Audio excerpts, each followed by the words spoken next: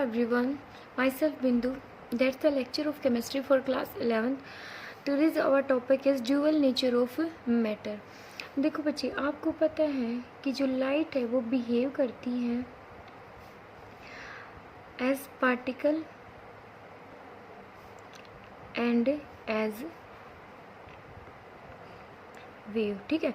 Means इसकी क्या होती है, ड्यूअल नेचर। मीन्स ये टू टाइप के करैक्टर रखती है, first particle nature as well as wave nature, ठीक है। फॉर एग्जांपल, अगर आप भूल गए हो तो आपको पता है कि जो इलेक्ट्रोमैग्नेटिक रेडिएशंस होती हैं, है ना, मीन्स वो इलेक्ट्रोमैग्नेटिक रेडिएशंस है वो क्या मानती है कि जो लाइट है वो किसकी तरह बिहेव करती है, एज ए वेव की तरह बिहेव करती है। फॉर एग्जांपल लाइक ये क्या है, कोई भी मेटल की सरफेस है, ठीक है, मेटल सरफेस है, लाइक हमने सोडियम मान लिया। सोडियम कितना होता है, 11th atomic number and 281 means एक इलेक्ट्रॉन होता है इसकी वैलेंस शेल में, ठीक है। ये क्या है, वैलेंस शेल में एक इलेक्ट्रॉन। अब इलेक्ट्रोमैग्नेटिक रेडिएशंस क्या कहती हैं कि उनके अकॉर्डिंग क्या होता है, हम किसी भी फ्रीक्वेंसी की लाइट यहाँ पे इंसिडेंट करते हैं, ठीक है, तो जो इलेक्ट्रॉन क्या करेगा, एनर्जी को एब्जॉर्ब करेगा एंड क्या हो जाएगा, हायर लेवल या फिर एक्साइटेड स्टेट में चला जाएगा। समझ आया। मीन्स ये क्या मीन्स किसी भी पर्टिकुलर वेवलेंथ की रेडिएशंस को हम डालेंगे ना तो ये क्या करेगा, इलेक्ट्रॉन इजेक्ट हो जाएगा, ठीक है। मीन्स जो लाइट है यहाँ पे किसकी तरह बिहेव करती है, वेव की तरह, ठीक है। सेकेंडली हमने क्या पढ़ा था, photo electric effect. Photo electric effect में हम मेटल के ऊपर ऐसे ही नंबर ऑफ वेव डाल रहे हैं, ठीक है, नंबर ऑफ वेव डाल रहे हैं, बट जो इलेक्ट्रॉन है वो वैलेंस शेल से इजेक्ट ही नहीं हो रहा, ठीक है। इट मीन्स जो एनर्जी है वो पैकेट की फॉर्म में आ रही है। समझ आया। इसका मतलब जैसे हमने पढ़ा था ना कि हम किसी एक पार्टिकुलर मीन्स उतनी फ्रीक्वेंसी की लाइट हमें यहाँ पे डालनी पड़ेगी जितनी एनर्जी से जो इलेक्ट्रॉन है वो मेटल के साथ बाउंड हो रहा है। समझ आए। आपको पता है कि जो ये इलेक्ट्रॉन इस पे नेगेटिव चार्ज है, मेटल पे पॉजिटिव चार्ज है, तो ये एक दूसरे से क्या है, बहुत ज़्यादा स्ट्रांगली अट्रैक्टेड है। मीन्स इनमें जो फोर्स ऑफ अट्रैक्शन है वो बहुत ज़्यादा है। तो इस इलेक्ट्रॉन को, इस वैलेंस शेल वाले इलेक्ट्रॉन को मेटल से मीन्स इजेक्ट करवाने के लिए, इसके अट्रैक्शन को कम करवाने के लिए, ठीक है, तो हमें कम से कम उतनी फ्रीक्वेंसी की लाइट तो डालनी पड़ेगी जितनी एनर्जी के साथ ये मेटल से बाउंड हो रखा है, ठीक है। मीन्स हम किसी मेटल से हमें इलेक्ट्रॉन रिलीज करवाना होता है तो हम क्या करते हैं, या तो हम उसको हीट करते हैं, ठीक है, हीट करने से क्या आएगा, वो वेपर्स फॉर्म में आ जाएगा और हम इलेक्ट्रॉन को इजीली निकाल सकते हैं, ठीक है। या फिर हम उसे मीन्स उतनी फ्रीक्वेंसी की रेडिएशंस को तो हमें डालना पड़ेगा जितनी एनर्जी से ये बाउंड हो रखे हैं। समझ आए।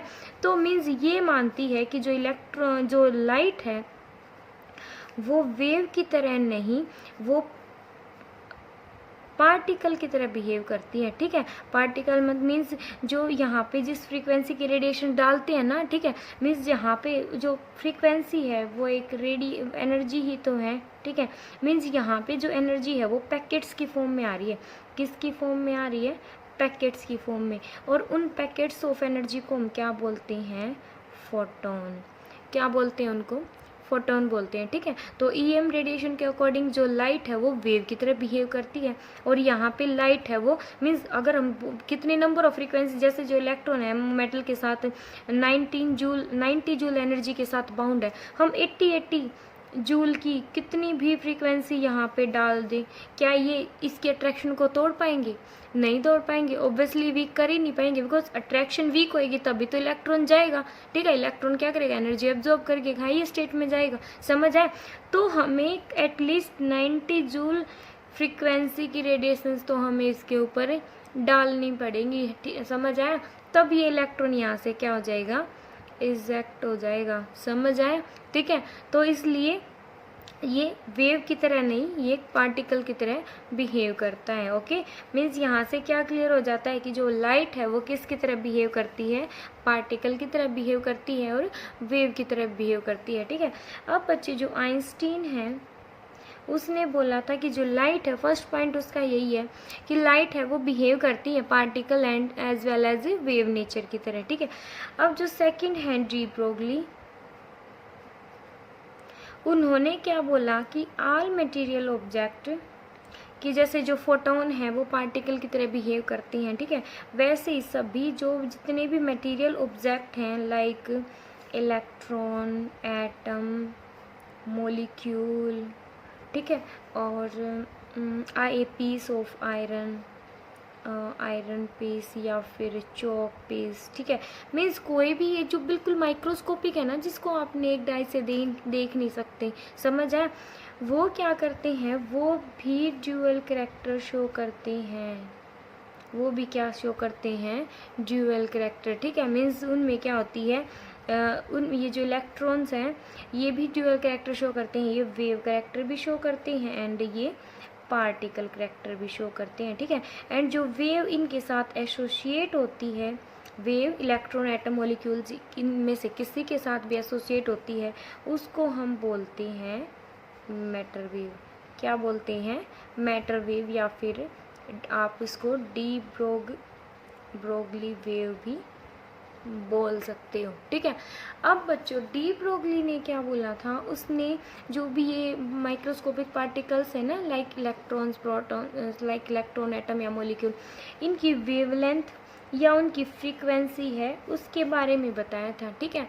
मीन्स उसने एक रिलेशन दी थी जिससे हम जो इलेक्ट्रॉन है उसकी वेवलेंथ, इलेक्ट्रॉन के साथ जो वेव एसोसिएटेड है ना, ठीक है, जुड़ी हुई है उसके साथ, उसकी वेवलेंथ और फ्रीक्वेंसी निकाल सकते हैं, उसकी उसने जो रिलेशन दी थी ना उसकी हेल्प से, ठीक है। लाइक ये क्या एक मैक्रोस्कोपिक पार्टिकल है, इसके साथ इसकी पार्टिकल नेचर तो आप देख सकते हो, अगर मैं यहाँ से इसको यहाँ तक लेके जाऊँगी आप देख सकते हो इसके पार्टिकल कहाँ से कहाँ तक मूव कर रहा है, ठीक है। और आप इसकी वेव को नहीं देख सकते। वेव क्यों नहीं देख सकते, अभी मैंने जस्ट यही तो बोला कि कोई भी पार्टिकल, कोई भी मटीरियल है ना इस वर्ल्ड में, कोई भी मटेरियल है वो उसकी क्या होती है, पार्टिकल नेचर भी होती है, वेव नेचर भी होती है, ठीक है।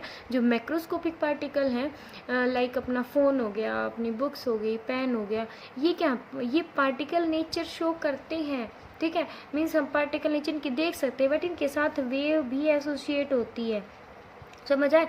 बट वेव हम क्यों नहीं देखते, बिकॉज जो वेव है उसकी वेवलेंथ एंगस्ट्रोम में होती है, ठीक है, जो जिसकी वैल्यू होती है 10⁻⁸ एंगस्ट्रोम, ठीक है, मीन्स 1/10⁸8, मीन्स इतनी शॉर्ट वेवलेंथ की रेडिएशंस को क्या आप देख सकते हो, ऑब्वियसली नॉट, आप नहीं देख सकते उसको, ठीक है। इसकी वजह इसलिए अगर मैं इस पेन को यहाँ से यहाँ लेके आ रही हूँ तो इसके साथ क्या है, इसकी वेव भी एसोसिएट है, बट जो वेव है उसकी वेवलेंथ बहुत ज़्यादा शॉर्ट है, इसलिए आप उसको देख नहीं पाते। इसलिए जो लाइट है, सन से जो रेज आ रही है, ठीक है, मीन्स उसमें जो वाइट लाइट, सन से जो रेज आती है हम उसको वाइट ही बोलते हैं ना, वाइट लाइट बोलते हैं, हमने पीछे पढ़ा, ठीक है। वाइट लाइट क्यों, बिकॉज वो क्या होती हैं, मर्ज होती हैं एक दूसरे के साथ, ठीक है। उसमें हमें जब वो किसी भी पार्टिकुलर मीन्स किसी मीडियम से टकराती हैं, ठीक है, तो वो वहाँ पे डिस्पर्जन हो जाता है, हमें रेड बहुत ज़्यादा जल्दी दिखती है।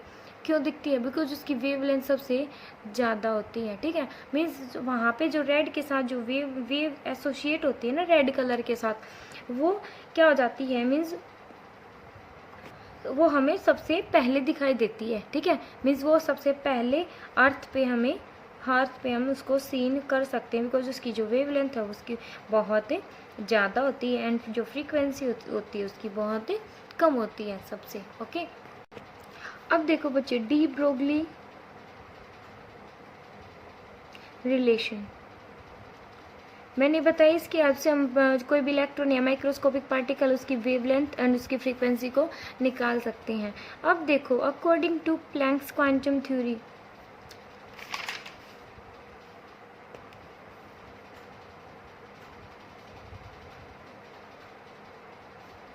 प्लैंक्स क्वांटम थ्योरी के अकॉर्डिंग क्या होता है, जो ई है वो क्या होती है, एच म्यू के इक्वल होती है, ठीक है।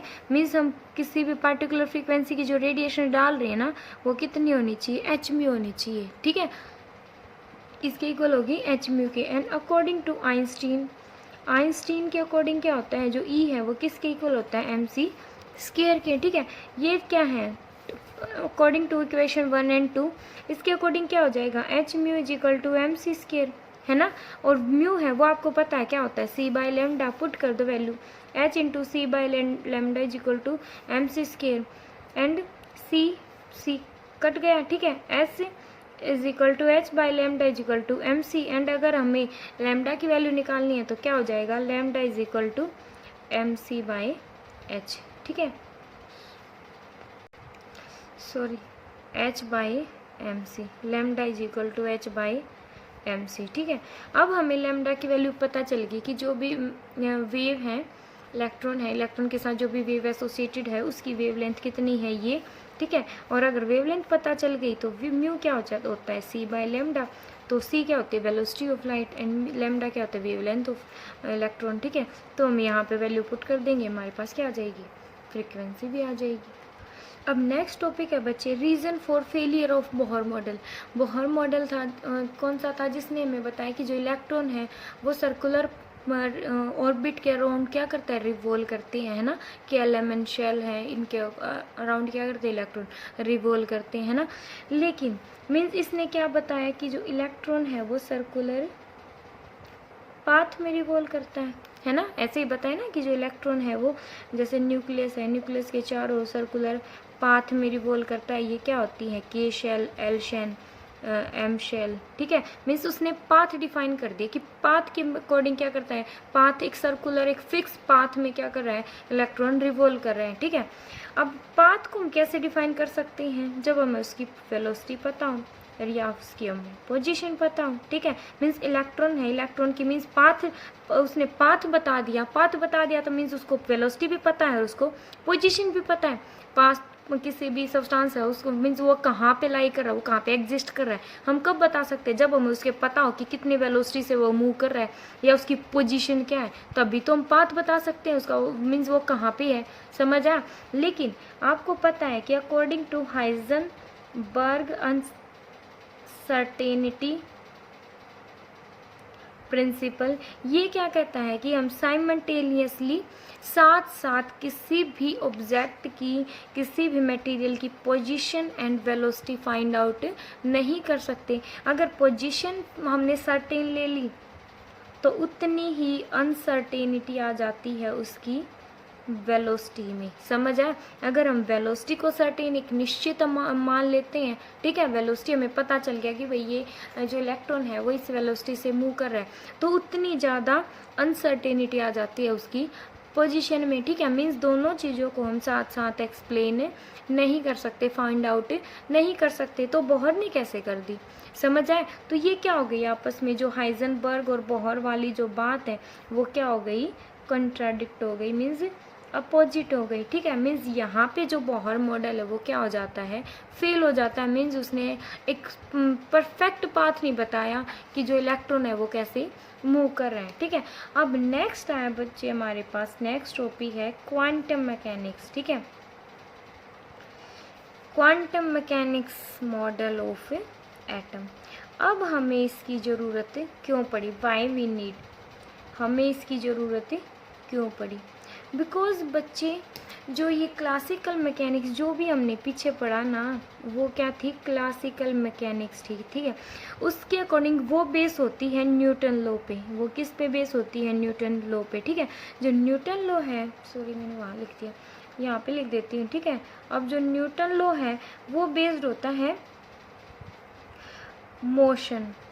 मोशन पे, ठीक है। मीन्स ये जो न्यूटन्स का लॉ है ये हमें जो माइक्रोस्कोपिक पार्टिकल्स है ना उनकी मोशन के बारे में बता सकता है, ठीक है। मीन्स वो कहाँ पे हैं, किस वेलोसिटी से मूव कर रही हैं, समझ आए सब कुछ। जैसे कोई भी स्टोन है वो ऊपर से नीचे गिर रहा है, उसकी वेलोसिटी क्या है, उसकी पोजीशन क्या है, ये जो न्यूटन का लॉ इनको बता सकता है, ठीक है। लेकिन माइक्रोस्कोपिक पार्टिकल्स की स्टडी कर रहे थे हम, उसको तो उसने अच्छे से एक्सप्लेन किया ही नहीं, ठीक है। हाइजेनबर्ग के अकॉर्डिंग ये दोनों चीज़ों को हम एक्सप्लेन नहीं कर सकते, तो इनको एक्सप्लेन नहीं कर सकते, तो हम मीन्स हम उसका पाथ फाइंड आउट नहीं कर सकते, ठीक है। तो बच्चे जो क्लासिकल मैकेनिक्स है उसने क्या किया, उसने माना कि जो लाइट है वो बिहेव करती है wave as well as particle nature की तरह, ठीक है। और जो माइक्रोस्कोपिक पार्टिकल्स है ना, उसकी उसने लोकेशन भी बताई, ठीक है। लाइक जो इलेक्ट्रॉन है उसकी लोकेशन भी बताई, वो कहाँ पे एग्जिस्ट कर रहा है, उसकी एनर्जी कितनी है, ठीक है, एनर्जी कितनी है उसकी, वो कौन से ऑर्बिटल में ऑक्यूपाइड है, ठीक है, मीन्स कहाँ पे वो है, ठीक है, मीन्स और उसकी शेप क्या है उस ऑर्बिटल में। आगे हम डिस्कस करेंगे कि ऑर्बिटल क्या होता है, ठीक है, इनकी शेप है, SPDF आते हैं, ठीक है, मीन्स इनकी शेप क्या क्या है, ठीक है। और सब ओरिएंटेशन, ओरिएंटेशन मीन्स किस पिन से वो क्या है, किस पिन से वो ओरिएंट कर रहा है, ठीक है, मीन्स क्लॉकवाइज है या एंटी क्लॉकवाइज मूव कर रहा है, समझ आया। सब कुछ है जो क्वांटम मैकेनिक्स है उसने सब कुछ बता दिया कि जो इलेक्ट्रॉन है वो कहाँ पे एग्जिस्ट करेगा, कौन से ऑर्बिटल में एग्जिस्ट, वो ऑर्बिट में नहीं, इसने बताया वो ऑर्बिटल में मूव करता है, ठीक है। और ऑर्बिटल में मूव करते टाइम उसकी शेप मीन्स ऑर्बिटल, हमारे पास बहुत ज़्यादा ऑर्बिटल्स होते हैं, ठीक है, अलग अलग ऑर्बिटल में इलेक्ट्रॉन है वो मूव करता है, ठीक है। और अलग अलग ऑर्बिटल में उसकी एनर्जी भी अलग अलग होती है, ठीक है, उसकी शेप भी अलग अलग होती है, समझ आए। वो मीन्स उसकी लोकेशन, एक पर्टिकुलर लोकेशन के बारे में उसके बारे में उसने बताया, ठीक है। इसलिए हमें किसकी ज़रूरत पड़ी, क्वांटम मैकेनिक्स की, समझ आए। अब नेक्स्ट टर्म है बच्चे हमारे पास, इसको दिया था बच्चे अरविंद स्क्रोडिंगर ने, ठीक है। ये जो वेव इक्वेशन है ये इसी से हमें इलेक्ट्रॉन की सभी मीन्स उसकी लोकेशन है, सब चीज़ों के बारे में पता चलेगा, ठीक है। तो जो इक्वेशन है वो अरविंद स्क्रोडिंगर ने दी थी, ठीक है, जिसके नाम पे इसने अपने ही नाम पे इस इक्वेशन का नाम रखा, that is Schrödinger wave equation, ठीक है। ये किस पे बेस्ड है, it is based on wave. ये क्या मानती है कि जो वेव है वो एसोसिएट होती है किसके साथ है, पार्टिकल के साथ, ठीक है, मीन्स जो कोई भी पार्टिकल है, ठीक है, उसके साथ क्या एसोसिएट होती है, वेव, ये वेव को मान के चलता है, ठीक है।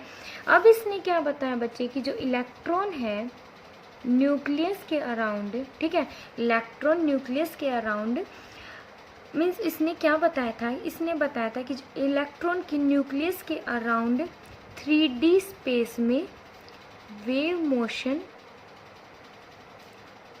को डिफाइन किया था, ठीक है।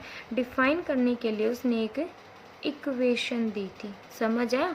मीन्स इसने क्या बताया, इसने एक इक्वेशन दी थी, किसकी इक्वेशन थी वो इक्वेशन थी इलेक्ट्रॉन की न्यूक्लियस के अराउंड, ठीक है, कौन से स्पेस में, 3D स्पेस में, ठीक है, 3D स्पेस में उसकी वेव मोशन, ठीक है, कौन सी मोशन, वेव मोशन, ठीक है। वेव मोशन को डिफाइन करने के लिए उसने क्या बताया, उसने क्या दी, एक इक्वेशन दी थी। उस इक्वेशन का यूज़ करके हम उसकी सब कुछ मीन्स उसकी लोकेशन है सब कुछ हम निकाल सकते हैं, समझ आए। अब जो इक्वेशन क्या है वो देखो, स्क्रोडिंगर वेव इक्वेशन क्या होती है, del square psi by del X square plus del square psi by del Y square plus del square psi by del Z square plus 8 pi square M by H square E minus K V is equal to 0।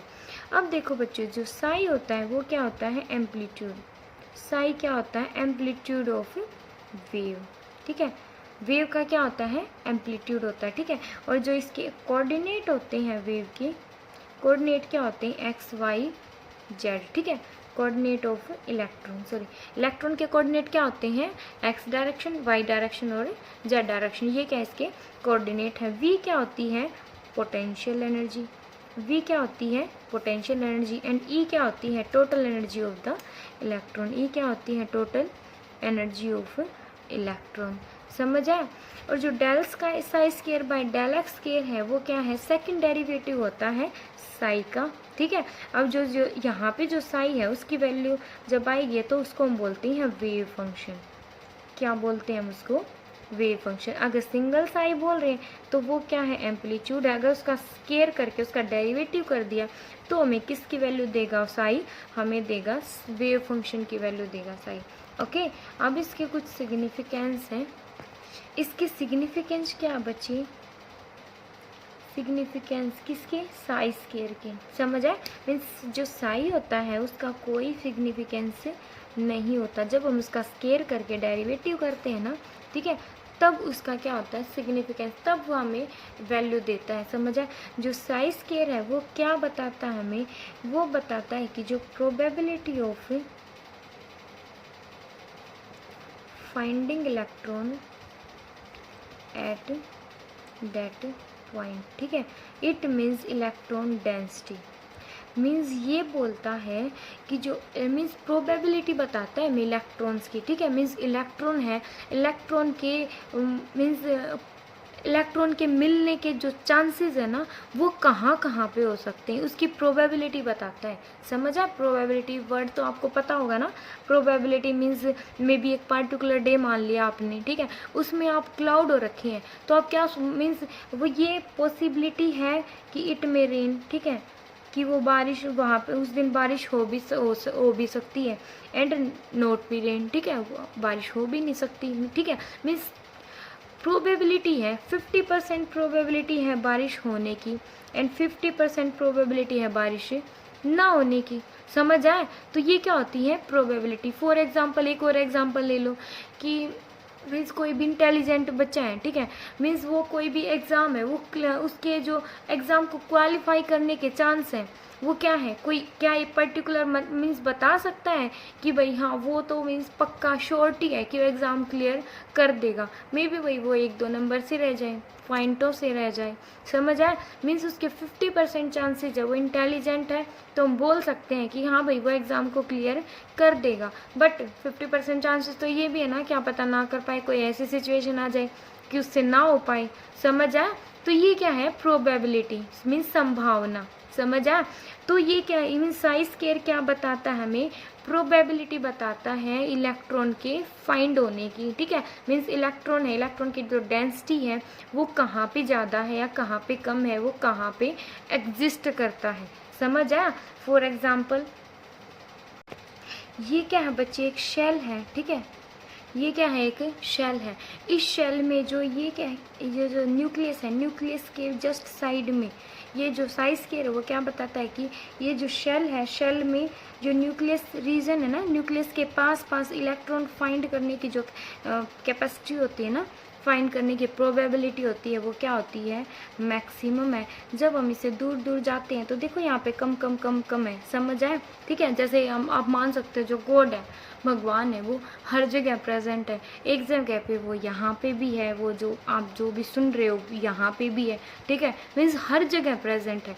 तो इसने भी क्या बोला कि जो electron है उसकी probability है फाइंड होने की न्यूक्लियस के अराउंड ज़्यादा है। और जैसे हम न्यूक्लियस से दूर जाते जाते हैं ना, तो वहाँ पे जो प्रोबेबिलिटी है वो क्या होती जाती है, डिक्रीज हो जाती है। समझ आया? ठीक है, ये क्या हमारी एक शेल है, ठीक है। और सेकंड शेल ऐसे ही मीन्स अगर हम सेकंड शेल बनाएंगे तो यहाँ पे क्या हो जाएगी, जीरो, यहाँ पे क्या है मैक्सिमम है, यहाँ पे क्या मिनिमम है, देन जीरो, फिर क्या है मैक्सिमम, ठीक है, फिर मिनिमम, फिर जीरो। समझ आया? इस टाइप से यहाँ पे एक नोड आ जाती है, यहाँ पे क्या आ जाती है, जहाँ पे जीरो आ जाएगा ना वहाँ पे क्या आ जाती है, नोड आ जाती है, जिसको मीन्स ऑर्बिटल होती है 2s 1s 2s, आगे हम पढ़ेंगे इनको। समझ आए? अब भी इनमें कंफ्यूज मत हो। समझ आए? मीन्स उसने क्या बताया, जो इलेक्ट्रॉन है, इलेक्ट्रॉन के फाइंड करने और जो ये रीजन है जहाँ पे इलेक्ट्रॉन मिलने की जो पॉसिबिलिटी है वो सबसे ज़्यादा होती है ना, ठीक है, उसको हम बोलते हैं ऑर्बिटल। क्या बोलते हैं हम उसको, ऑर्बिटल या फिर एटॉमिक ऑर्बिटल। ओके, ठीक है। अब बच्चे जो इलेक्ट्रॉन है उसके क्या होते हैं, अलग अलग एनर्जी लेवल होते हैं। आपको पता है ना एनर्जी लेवल, जैसे KLMN अलग अलग एनर्जी लेवल में होता है, कभी K शेल में, कभी N शेल में, बोहर के अकॉर्डिंग था, है ना। उसी टाइप से उसी को रिलेट करते हुए इलेक्ट्रॉन क्या क्या होते हैं, अलग अलग एनर्जी लेवल मीन्स उसके क्या होते हैं, बहुत सारे वेव फंक्शन होते हैं, ठीक है, वेव फंक्शन होते हैं तो उसके क्या होते हैं, मैनी एटॉमिक ऑर्बिटल, ठीक है। फॉर एग्जांपल इससे समझो, ये क्या है, ये है न्यूक्लियस, ये फर्स्ट शेल, ये सेकंड शेल, ठीक है, ये क्या है nucleus, first shell, second shell. ये यहाँ पे भी जा सकता है इलेक्ट्रॉन, ठीक है, वो यहाँ पे भी जा सकता है, यहाँ पे भी जा सकता है, ठीक है। और मीन्स कहीं से भी फिर यहाँ पे जाके वो इस स्टेट में भी आ सकता है या फिर वो इस स्टेट में भी आ सकता है। तो ये क्या है बच्चे, जो इलेक्ट्रॉन है उसके डिफरेंट डिफरेंट वेव फंक्शन होते हैं। जो डिफरेंट डिफरेंट वेव फंक्शन है वो क्या रिप्रेजेंट करते हैं, डिफरेंट डिफरेंट एटॉमिक ऑर्बिटल को रिप्रेजेंट करते हैं। ठीक है, समझ आए। मीन्स जो अगर ऐसे न्यूक्लियस के पास वाला है, मीन्स इससे हम इलेक्ट्रॉन की लोकेशन कैसे पता चलेगी कि जो इलेक्ट्रॉन जो न्यूक्लियस के पास है, अगर वहाँ पे इलेक्ट्रॉन डेंसिटी उसकी ज़्यादा है, मीन्स यहाँ पे उसकी पॉसिबिलिटी ज़्यादा है इलेक्ट्रॉन को इलेक्ट्रॉन के मिलने की। और जैसे जैसे दूर जाते जाएंगे, मीन्स जैसे जैसे शेल बढ़ती जाएंगे, एनर्जी लेवल बढ़ते जाएंगे, ठीक है, वैसे वैसे वेव फंक्शन बढ़ते जाएंगे। ठीक है, तो उसी में इलेक्ट्रॉन की जो फाइंड होने की जो कैपेसिटी है वो क्या होती जाएगी, मीन्स प्रोबेबिलिटी है वो कम होती जाएगी। समझ आए। जो ये साइज स्क्वायर है हमें क्या देता है, उसकी स्पिन, मीन्स वो क्लॉकवाइज एंटी क्लॉकवाइज है, वो उसकी मूवमेंट, मीन इलेक्ट्रॉन के बारे में ऑल अबाउट, ठीक है, सब कुछ जानकारी क्या कौन देता है, साइज स्क्वायर देता है। अगर हमें इसकी जो स्क्रोडिंगर वेव इक्वेशन थी, अगर उससे हमने साइज स्क्वायर की वैल्यू निकाल ली ना, तो हमें इलेक्ट्रॉन की पोजीशन, लोकेशन सब कुछ पता चल जाएगा, जो हम अब पढ़ेंगे। अब देखो बच्चे, एक टर्म है यहाँ पे क्वांटम नंबर। क्वांटम नंबर क्या होता है कि जो एटम है उसके लार्ज नंबर ऑफ ऑर्बिटल्स होते हैं। ठीक है, जो एटम है उसके क्या होते हैं, अलग अलग ऑर्बिटल्स होते हैं। जैसे हमने बोहर में क्या था ना कि जो इलेक्ट्रॉन्स है मीन्स वो अलग अलग ऑर्बिट में रिवॉल्व करता है ना, ऐसे सुना पढ़ा था ना हमने। तो ऐसे ही एटम के क्या होते हैं, अलग अलग ऑर्बिटल्स होते हैं, S, P, D, F, जो कि आप अभी थोड़ी देर में ही पढ़ोगे। समझ आया। अब जो ये ऑर्बिटल्स होते हैं वो स्पेस में डिफरेंट होते हैं एक दूसरे से। किसके अकॉर्डिंग, साइज, उनका साइज अलग होता है, उनकी शेप अलग होती है। ठीक है, उनकी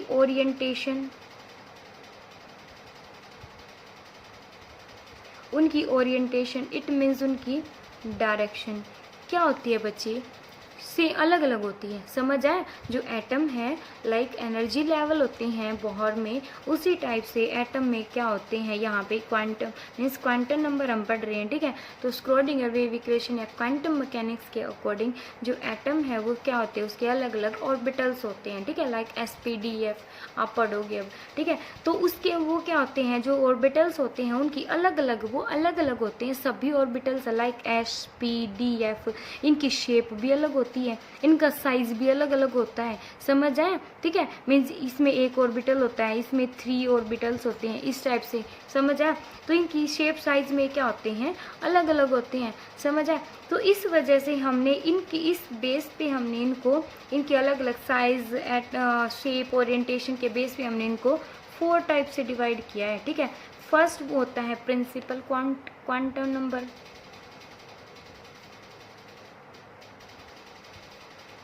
first is principal quantum number, second is azimuthal quantum number, third is magnetic quantum number, and fourth is spin quantum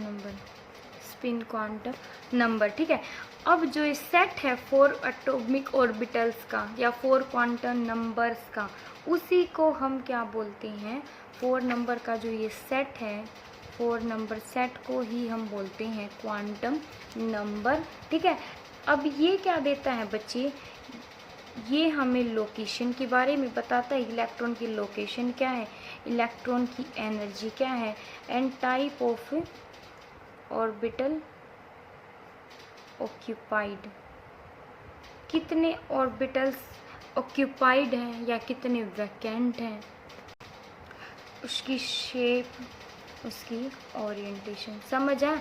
means जो ऑर्बिटल, जिस ऑर्बिटल में इलेक्ट्रॉन है उसकी शेप कैसी है, वहाँ पे उसकी ओरिएंटेशन कैसी है, क्लॉकवाइज है, एंटी क्लॉकवाइज है, वहाँ पे उसकी एनर्जी कैसी है। ठीक है, और किस ऑर्बिटल में वो एट प्रेजेंट है। ठीक है, मीन्स इस टाइम पे वो जिस ऑर्बिटल में प्रेजेंट है वहाँ पे उसकी ओरिएंटेशन कैसी है, उसकी शेप कैसी है।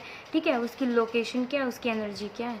समझ आए। ये जो क्वांटम नंबर है ये में क्या देते हैं, इनके इलेक्ट्रॉन की हर एक चीज़ के बारे में, उसकी प्रॉपर्टी के बारे में बताते हैं, समझ आया। और ये हमने कहाँ से निकाला, स्क्रोडिंगर वेव इक्वेशन से निकाला। ओके, अब हम एक एक करके पढ़ते हैं कि जो एजीमुथल क्वांटम नंबर होता है वो क्या होता है। जो इसमें फर्स्ट है बच्चे principal quantum number. Principal quantum number ये हमें किसके बारे में बताता है, it is denoted by N. इसको हम एन लेटर से डिनोट करते हैं। एंड ये हमें किसके बारे में बताता है, शेल के बारे में बताता है। शेल आपको पता है कि जैसे हमने बोहर में पढ़ा था n is equal to 1 means K shell में, ठीक है। मीन्स जो इलेक्ट्रॉन है, मीन्स जहाँ पे इलेक्ट्रॉन मीन्स कौन सी शेल में प्रेजेंट है, समझ है कि इलेक्ट्रॉन कौन सी शेल में प्रेजेंट है। एन की वैल्यू 1 2 3 4 कुछ भी हो सकती है। अगर एन की वैल्यू 1 है तो वो के शेल में प्रेजेंट है, एन की वैल्यू 2 है तो वो एल शेल में प्रेजेंट है, ठीक है। एन की वैल्यू 3 तो फिर वो एम शेल में है, एन इज इक्वल टू 4 वो एन शेल में प्रेजेंट है, ठीक है। मीन्स वो मेन शेल के बारे में बताता है कि जो इलेक्ट्रॉन है वो कौन सी मेन शेल, कौन सी शेल में प्रेजेंट है, समझ है। और सेकेंडली हमें बताता है कि जब इलेक्ट्रॉन है, जब वो lower energy level to higher energy level में जाता है, हायर एनर्जी लेवल, तो एक पार्टिकुलर टाइप की वेवलेंथ, और हायर से जब वो लोअर में आएगा ना, मीन्स एनर्जी एब्जॉर्ब की, हमने एक पार्टिकुलर टाइप की फ्रीक्वेंसी ऑफ रेडिएशन यहाँ पे डाली, उसने एब्जॉर्ब की, एब्जॉर्ब करके वो हायर में चला गया। और हायर से बिकॉज वो हायर में जाके क्या होता है, अनस्टेबल होता है। अनस्टेबल से वो जब वो लोअर में जाता है ना, तो एक पार्टिकुलर टाइप की वेवलेंथ को वो क्या करता है, इमिट करता है। इमिट करता है, ठीक है। तो तब हमें क्या मिलती है, स्पेक्ट्रा पे लाइंस आती है ना, पता है ना, लाइंस आती है। उस लाइन को भी कौन एक्सप्लेन करता है, प्रिंसिपल क्वांटम नंबर एक्सप्लेन करता है, समझ आए। कौन एक्सप्लेन करता है, प्रिंसिपल क्वांटम नंबर एक्सप्लेन करता है। ये हमें electron, it gives the distance between, ये हमें इलेक्ट्रॉन एंड न्यूक्लियस के बीच की जो डिस्टेंस होती है ना, डिस्टेंस होती है, उसको भी एक्सप्लेन करता है, समझ आए। मीन्स जो डायमीटर है कि कितना इसका डायमीटर, मीन्स ऐसे बताया ना हमने कि जो इलेक्ट्रॉन है इस पूरे एरिया में प्रेजेंट है, समझ आए। मीन्स अगर वो न्यूक्लियस के पास प्रेजेंट है तो उसकी प्रोबेबिलिटी ज़्यादा है वहाँ पे, ठीक है। मीन्स इलेक्ट्रॉन डेंसिटी वहाँ पे ज़्यादा है, ठीक है। मीन्स इलेक्ट्रॉन को फाइंड होने की जो कैपेसिटी, इलेक्ट्रॉन के मिलने की कैपेसिटी है वो ज़्यादा है। लेकिन न्यूक्लियस से दूर जाते जाएंगे वो कम कम होती जाएगी, समझ आए। तो ये इलेक्ट्रॉन की इसकी इलेक्ट्रॉन और न्यूक्लियस के बीच में जो डिस्टेंस है ना, उसके बारे में बताता है। और डिस्टेंस इसके इक्वल होएगी, उसके डायमीटर के इक्वल होएगी, ठीक है। और ये कंप्लीट स्पेक्ट्रा बताता है, complete energy of electron in hydrogen atom. Hydrogen atom की मीन्स जो लाइंस आती हैं वो हाइड्रोजन एटम, उसके स्पेक्ट्रल के जो स्पेक्ट्रा पढ़ा था हमने, हाइड्रोजन एटम का स्पेक्ट्रा पढ़ा था, उसमें आई थी ना Lyman Balmer Paschen Pfund Brackett series आई थी, वो किस में आई थी, वो इसी में तो आई थी, ठीक है, हाइड्रोजन एटम के स्पेक्ट्रा में। तो इसके जो ये लाइंस आती हैं उसको भी प्रिंसिपल क्वांटम नंबर डिटरमाइन करता है, एक्सप्लेन करता है, ठीक है। इट मीन्स ये उसकी एनर्जी जो कंप्लीटली डिटरमाइन करता है, energy of electron of hydrogen atom, ठीक है। तो इसके अकॉर्डिंग जो एनर्जी क्या होएगी, जो हमने पीछे तब किया था ना कि बोहर में एनर्जी ये आती है, वो एक्चुअली कौन देता है, प्रिंसिपल क्वांटम नंबर देता है। Is equal to 2 pi square me4 N by N square H square. N की वैल्यू 1 2 3 4 पुट करते जाएंगे और हमें इनकी जो मीन्स कौन सी शेल में प्रेजेंट है इलेक्ट्रॉन, इसकी वैल्यू आती जाएगी, समझ आया, ठीक है। अब देखो सेकंड है बच्चे azimuthal quantum number, azimuthal quantum number. ये बताता है हमें शब शेल के बारे में, किसके बारे में, शब शेल। ये शेल से होती है शब शेल, समझ आए, शेल से क्या होती है, शब शेल। अब देखो शब शेल के बारे में कैसे बताता है। जो स्पेक्ट्रा हमें मिलता है ना यहाँ पे, जो ये स्पेक्ट्रा है, जैसे स्पेक्ट्रा है जो हमें लाइंस मिलती हैं, ठीक है, जो स्पेक्ट्रा हमें मिलता है ना, उसके साथ साथ हमें जो मेन लाइन मिलती है, मेन लाइन के साथ साथ हमें फाइन लाइन भी मिलती है, ठीक है। मीन्स मेन लाइन है, ये क्या हमारी मेन लाइन है, लाइनर सीरीज है, इसके बीच बीच में हमें छोटी छोटी और लाइंस मिलती हैं, ठीक है। उनको हम क्या, वो हमें उसके बारे में हमें कौन बताता है, एजीमुथल क्वांटम नंबर बताता है। अब कैसे बताता है, देखो जो मल्टी इलेक्ट्रॉन एटम है ना, मल्टी इलेक्ट्रॉन एटम, ठीक है, like multi electron atom means जैसे जो पीछे थे हमें पता है कि वो जैसे बोर मॉडल है या फिर हाँ ये इनकी लिमिटेशंस थी कि उसने क्या किया था, ओनली एक सिंगल इलेक्ट्रॉन का ही स्पेक्ट्रा बताया था, सिंगल इलेक्ट्रॉन के बारे में बताया था जो कुछ भी। लेकिन जो ये जो क्वांटम मैकेनिक्स है ये हमें मल्टी इलेक्ट्रॉन एटम के बारे में बताती है, ठीक है। अब देखो जो मल्टी इलेक्ट्रॉन एटम प्रेजेंट है एनी मेन शेल में, ठीक है, उसकी जो एनर्जी होती है वो क्या होती है, डिफरेंट होती है। इट मीन्स जब कोई भी इलेक्ट्रॉन है जब वो हायर और लोअर ऑर्बिट से हायर ऑर्बिट में जाता है एनर्जी गेन करके, एंड जब वो हायर में अनस्टेबल फील करता है अपने आप को, जब वो लोअर में आता है तो कुछ पार्टिकुलर टाइप की जो वेवलेंथ इमिट करता है ना, तो जो हमें मेन लाइन मिलती हैं उनके साथ साथ हमें फाइन लाइन भी मिलती है। समझ आया, इसको एक्सप्लेन करता है एजीमुथल क्वांटम नंबर। अब वो कैसे एक्सप्लेन करता है कि जो मल्टी इलेक्ट्रॉन एटम है लाइक दैट कि ये क्या है, मल्टी इलेक्ट्रॉन एटम है, ठीक है। अब मैंने मान लिया यहाँ पे 2 इलेक्ट्रॉन है, लाइक एक यहाँ पे है एक यहाँ पे है, ठीक है। अब ये क्या है, अब जो ये इलेक्ट्रॉन है ये, ठीक है, ये इलेक्ट्रॉन यहाँ पे भी जा सकता है, ये इलेक्ट्रॉन यहाँ पे भी जा सकता है, ठीक है। अब जो इलेक्ट्रॉन यहाँ से यहाँ पे जाएगा तो ज़्यादा अनस्टेबल होएगा, ठीक है। अभी वो यहीं पे जाएगा यहीं पे रह जाएगा तो वो कम अनस्टेबल होएगा, ठीक है। तो जब ये वापस आएंगे तो किसी की एनर्जी ज़्यादा होगी किसी की एनर्जी कम होएगी। समझ आए कि जो मल्टी इलेक्ट्रॉन एटम है किसी भी मेन शेल में प्रेजेंट है, ये मेन शेल ही तो हो गई, आप समझ पा रहे हो ना कि जो ये क्या है मेन शेल की तो होगी, हमने के शेल मान ली, ठीक है। न्यूक्लियस के पास है वो कौन सी शेल होती है, के शेल होती है। तो के शेल से ये मीन्स और ऊपर किसी भी शेल में जा रहा है, जरूरी तो नहीं है ना। यहाँ पे तो आपको पता है 8 इलेक्ट्रॉन भी हो सकते हैं, 7 इलेक्ट्रॉन भी हो सकते हैं। इसने क्या बताया था, इसने मल्टी इलेक्ट्रॉन स्पेक्ट्रम बताया था, मीन्स किसी भी एटम का। समझ आए, तो मैं जो मल्टी इलेक्ट्रॉन एटम है वो किसी भी शेल में जा सकता है और किसी भी शेल से लोअर स्टेट में आ सकता है। समझ आए, तो वहाँ पे जब जा रहा है तो उसकी एनर्जी क्या है, ऑब्वियसली डिफरेंट होएगी। समझ आए, मीन्स वो डिफरेंट पाथ से क्या कर रही हैं, वो डिफरेंट पाथ से मूव कर रहे हैं, ठीक है। अगर वो डिफरेंट पाथ से मूव कर रहे हैं, समझ आए, मीन्स यहाँ पे उसकी एनर्जी ज़्यादा है, यहाँ पे वो कम ज़्यादा एनर्जी से मूव कर रहा है, फिर वो हाइयर एनर्जी से वो लो एनर्जी में आएगा। ये इसकी एनर्जी इसके कंपैरिजन में क्या कम है, कम से मीन्स नीचे वाले लोअर स्टेट में आएगा, ठीक है। मीन्स वो अलग अलग पाथ में रिवॉल्व कर रहे हैं, यहाँ पे वो अलग पाथ है उसका, ये अलग पाथ है। समझ आए, मीन्स उनका क्या है, एंगुलर मोमेंटम भी हम कह सकते हैं कि उनका एंगुलर मोमेंटम भी क्या है, डिफरेंट है। समझ आए, इसलिए हमें मल्टी इलेक्ट्रॉन एटम से जो जो इलेक्ट्रॉन्स है बच्चा, ठीक है, मल्टी इलेक्ट्रॉन से हमें क्या मिलती है, हमें बहुत ज़्यादा मोर फाइन लाइन प्रोड्यूस होती है। समझ आए, क्या प्रोड्यूस होती हैं, फाइन लाइन, ठीक है। बिकॉज मल्टी इलेक्ट्रॉन एटम है मीन्स वो अलग अलग एटम है, वो अलग अलग हायर लेवल में जाएंगे, कोई के में जाएगा, कोई एल में जाएगा, कोई एम में जाएगा, कोई एन में जाएगा, ठीक है। उनकी वहाँ पे उनका जो पाथ है वो भी अलग होएगा, घूमने मीन्स जिस पाथ में रिवॉल्व कर रहे हैं वो भी अलग होएगा, ठीक है। मीन्स जो मल्टी इलेक्ट्रॉन्स हैं वो जंप कर रहे हैं, उसकी वजह से हमें मीन्स और ज़्यादा फाइन लाइन प्रोड्यूस होती है, ठीक है। और इसी को हम क्या बोल, इसी को हमें किसने बताया था, एजीमुथल ने, और उसको हम डिनोट करते हैं एल से, ठीक है। अब जो है, अब नेक्स्ट है हमारा magnetic quantum number. Magnetic quantum number क्या होता है, ये हमें बताता है कि ये जो स्पेक्ट्रम हमें मिलता है ना, अब जो पीछे हमें प्रिंसिपल क्वांटम नंबर है उससे हमें क्या मिली, मेन लाइन, ठीक है। मेन शेल के बारे में बताया उसने, है ना। अब जो ये जो फाइन लाइन बच्चे मिलती है ना, हम उनको क्या बोलते हैं, सब शेल बोलते हैं। क्या बोलते हैं, हम उनको सब शेल बोलते हैं, ठीक है। अब जो एजीमुथल है इसने हमें क्या बताया, सब शेल के बारे में, ठीक है, कि जो मेन शेल है उसके अंदर ही होती हैं सब शेल।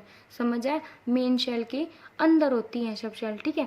अब जो मैग्नेटिक क्वांटम नंबर ये कहता है कि जो स्पेक्ट्रा आता है ना हमारा, ठीक है, अगर हम उसको मैग्नेटिक या इलेक्ट्रिक फील्ड की प्रेजेंस में रख देते हैं ना, मैग्नेटिक या इलेक्ट्रिक फील्ड की प्रेजेंस में, तो जो लाइन्स है वो क्या हो जाती हैं, स्प्लिट हो जाती हैं। इसी को हम बोलते हैं जीमन इफेक्ट, जो हमने पढ़ा था ना जीमन इफेक्ट हमने पढ़ा था ना पीछे, ये वही है ये कि जो भी हमें लाइन स्पेक्ट्रम मिलता है ना, अगर हम उसको कहाँ पे मैग्नेटिक और इलेक्ट्रिक फील्ड की प्रेजेंस में रख देते हैं तो हमें जो लाइन स्पेक्ट्रम है वो क्या हो जाता है, स्प्लिट हो जाता है, उसको बोलते हैं जीमन इफेक्ट।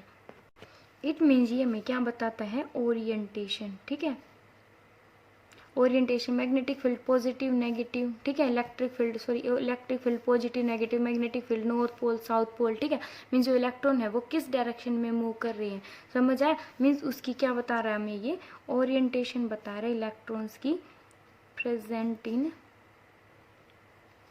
इन सब शेल, जो कहाँ पे प्रेजेंट है, जो ये सब शेल है ना, सब शेल में प्रेजेंट है, समझ आया, ठीक है। और बच्चे जो स्पिन है, स्पिन क्वांटम नंबर है, वो हमें क्या बताता है कि जो इलेक्ट्रॉन है वो क्लॉकवाइज रिवॉल्व कर रहा है या फिर वो एंटी क्लॉकवाइज रिवॉल्व कर रहा है।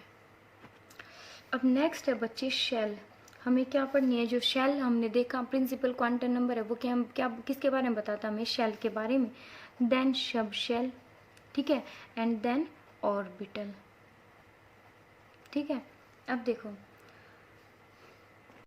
एक बात यहाँ पे बतानी रह गई बच्चों कि जो मैग्नेटिक क्वांटम नंबर है वो हमें ये बताता है कि सब शेल के अंदर कितने ऑर्बिटल प्रेजेंट होते हैं, समझ जाए। मैं यहाँ पे बताती कि जो प्रिंसिपल क्वांटम नंबर हमें बताता है शेल के बारे में, जो एजीमुथल क्वांटम नंबर है वो हमें बताता है सब शेल के बारे में, ठीक है, यहाँ पे हम करेंगे ना तो अपने आप क्लियर हो जाएगा।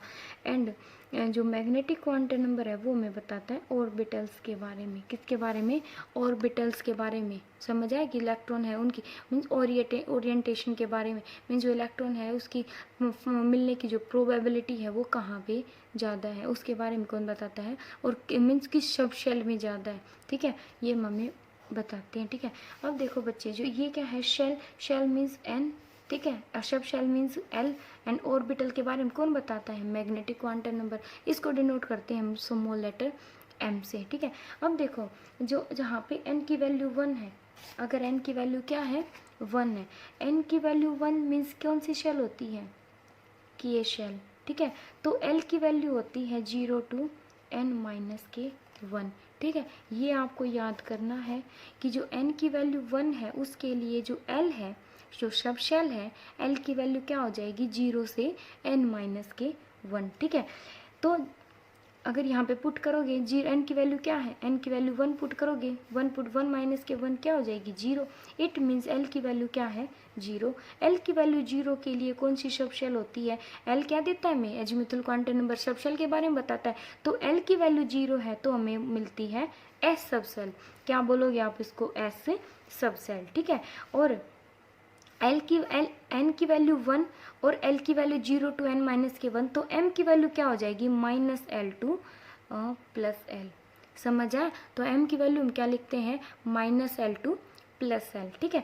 तो यहाँ पे l की वैल्यू पुट करो, l की वैल्यू क्या है यहाँ पे 0 है, ठीक है, तो m की वैल्यू क्या हो जाएगी -0 to +0, ठीक है, मीन्स 0 ही हो गई, m की वैल्यू भी क्या है 0, और m की वैल्यू या l की वैल्यू 0 के लिए कौन सी शेल होती है, एस सब शेल, ओके, कौन सी शेल होती है, एस सब शेल होती है, ठीक है। n is equal to 2, n is equal to 2 के लिए, ठीक है, n इज इक्वल टू 2 आपको पता है कौन सी शेल है, l शेल, ठीक है। l शेल के लिए अब पुट करो value, l is equal to 0 to 2 minus के 1, 0 to 1, l की वैल्यू क्या है अब 0 से 1, 0 से 1 मीन्स l की वैल्यू क्या है, या तो 0 है या फिर 1 है, l इज इक्वल टू 0 है तो आपको पता है l इज इक्वल टू 0 के लिए कौन सी सब शेल होती है, एस सब शेल, ठीक है। अगर l की वैल्यू 1 है तो उसके लिए बोलेंगे हम p सब शेल, ये आपको याद रखनी पड़ेंगी, एक दो बार आप करोगे ना खुद अपने आप याद हो जाएंगी, okay. l is equal to 0 के लिए S sub shell, l is equal to 1 के लिए p सब शेल, ठीक है। तो यहाँ पे m क्या हो जाएगा -l to +l, ठीक है, -l मीन्स l की वैल्यू क्या हो जाएगी, l की वैल्यू एक बार तो क्या लेंगे हम, l की वैल्यू 0, ठीक है, l की वैल्यू 0 लेंगे तो m की वैल्यू क्या हो जाएगी -0 to +0, मीन्स m की वैल्यू क्या है 0, m की वैल्यू 0 के लिए क्या है एस सब शेल, है ना। और एक बार लोगे बच्चों आप l is equal to 1, l is equal to 1 लेंगे तो m की वैल्यू क्या हो जाएगी -1 to +1, है ना। तो -1 to +1 it means m is equal to -1, और इसके बीच में क्या आ जाएगी 0, एंड फिर क्या आ जाएगी 1 +1, ठीक है। अब जो +1 है उसके लिए हम बोलते हैं px, ठीक है। अगर l की वैल्यू 1 है, l की वैल्यू 1 के लिए कौन सी शेल होती है, सब शेल होती है p सब शेल, ठीक है। अब p सब शेल के अंदर ऑर्बिटल कितने हैं वो हमें कौन बताता है, वो हमें बताता है magnetic quantum number, it means m, ठीक है।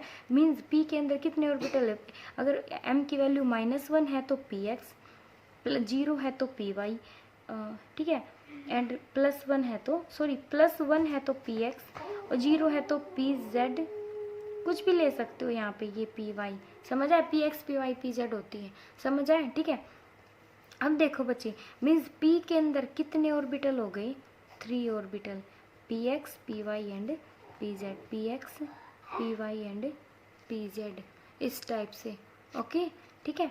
अब देखो ये क्या है, शेल के बारे में इसने बताया। अब इस शेल के अंदर कितने ऑर्बिटल हैं, 3, ये हमें किसने बताया, ऑर्बिटल क्वांटम नंबर ने, ठीक है। अब नेक्स्ट है, नेक्स्ट देखो, एक और है क्या, नेक्स्ट में क्या है, n is equal to 3, n is equal to 3 के लिए l की वैल्यू क्या हो जाएगी 0 to 3 - k1, it means 0 to 2, ठीक है। इट मीन्स 0 है, l की वैल्यू 0, 1 और 2, 1 0 to 2 मीन्स 0 1 और 2। अगर l की वैल्यू 0 है तो उसके लिए s sub shell, l is equal to 1 है तो उसके लिए p सब शेल, और 2 है तो उसके लिए d सब शेल हो जाएगी, 2 है तो उसके लिए d सब शेल हो जाएगी, ठीक है। तो m की वैल्यू क्या हो जाएगी -l to +l, ठीक है। तो एक बार तो हम l की वैल्यू 0 पुट करेंगे, l की वैल्यू 0 पुट करेंगे, ठीक है। l की वैल्यू 0 के लिए -0 to +0, इट मीन्स m की वैल्यू भी क्या हो जाएगी 0, इट मीन्स क्या हो जाएगी s सब शेल, ठीक है। और s सब शेल में कोई भी ऑर्बिटल नहीं होता, s सब शेल क्या होती है, उसके अंदर एक ही ऑर्बिटल होता है, समझ आया। फिर l की वैल्यू क्या पुट करेंगे, 1 पुट करेंगे, 1 पुट करेंगे, हमने पीछे देखा 1 पुट किया तो m की वैल्यू क्या आ गई थी 1, -1 0 और +1, it means px py and pz, ठीक है। तो हमें पता चला था तो p है वो किसके कितने ऑर्बिटल होते हैं, 3 ऑर्बिटल होते हैं, ठीक है। फिर हमने l की वैल्यू 2 पुट करी, 2 पुट करी means -2, l -2 to +2, it means -2 -1 0 1 and 2, ठीक है। अब देखो बच्चे, अब यहाँ पे होता है मीन्स d के क्या है ये ऑर्बिटल, d कितने ऑर्बिटल होते हैं, d के 5 ऑर्बिटल, कितने ऑर्बिटल होते हैं 5 ऑर्बिटल होते हैं, ठीक है। p के 3 ऑर्बिटल होते हैं। -2 का मतलब क्या होता है, p अगर -2 है तो होता है dxy, ठीक है। अगर ये -1 होता है तो ये होता है dyz, ठीक है। अगर ये 0 होता है ये होता है dz स्केयर, और ये +1 है तो ये होता है dxz, एंड अगर ये +2 है तो ये होता है dx स्केयर के y स्केयर। इनकी जो शेप है हम नेक्स्ट लेक्चर में पढ़ेंगे, ठीक है। अब पता चला n इज इक्वल टू 1, अगर l की वैल्यू 0 है तो s सब शेल, l की वैल्यू 1 है तो p सब शेल, 2 है तो d सब शेल, ठीक है। अगर l तो हमें बताता है सब शेल के बारे में, ठीक है, एंड m हमें बताता है ऑर्बिटल्स के बारे में, समझ आ, ठीक है। आगे हम ऑर्बिटल जैसे बना के भी देखेंगे, उससे आपको आइडिया हो जाएगा, ओके। एंड l की वैल्यू 0 है तो m is equal to m भी क्या हो जाएगा 0, s सब शेल, 1 है तो इसके क्या आ जाएंगे px py pz, ठीक है। मीन्स ऑर्बिटल हमें पता चल जाएगा कि p है, p के अंदर 3 ऑर्बिटल होते हैं, p में तो कितने ऑर्बिटल होते हैं 3 orbital, px py and pz, and d है उसमें क्या होते हैं 5 ऑर्बिटल होते हैं। अब इन ऑर्बिटल में कैसे इलेक्ट्रॉन फिल करते हैं वो भी हम आगे पढ़ेंगे, कौन से होते हैं ये।